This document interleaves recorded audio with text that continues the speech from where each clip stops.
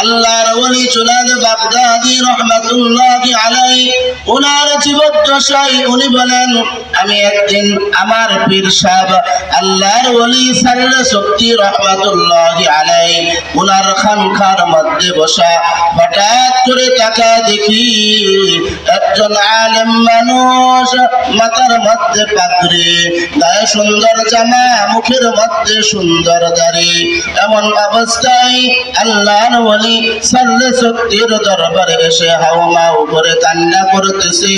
আল্লাহর ওলি সাল্লে শক্তি বলতেছে, ও মাওলানা সাহেব, আপনি আমার দরবারে এসে কেন কান্না করতেছেন?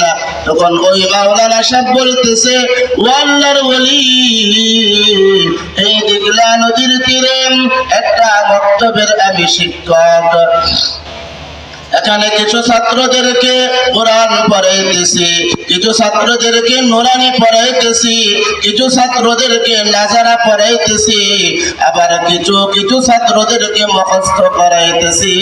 আল্লাহর ওলি সাল্লে শক্তি বলে, ও বাবা, এই যুগে তোমার চাইতে বড় ওলি আর কেউ হইতে পারে না, তুমি সাল্লে শক্তির দরবারে এসে কেন কান্না করতেছ? আল্লাহর ওলির কথা অনুযায়ী মাদ্রাসার বড় হুজুর, মাদ্রাসার আলেমটা বলতেছে, ও আল্লাহর ওলি, আমি কেন কান্দি?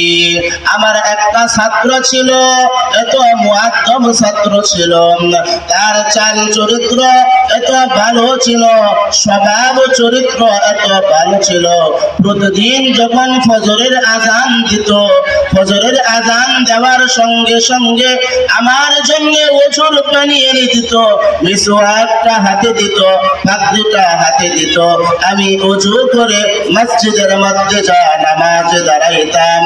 তো বাবা কেন কান্না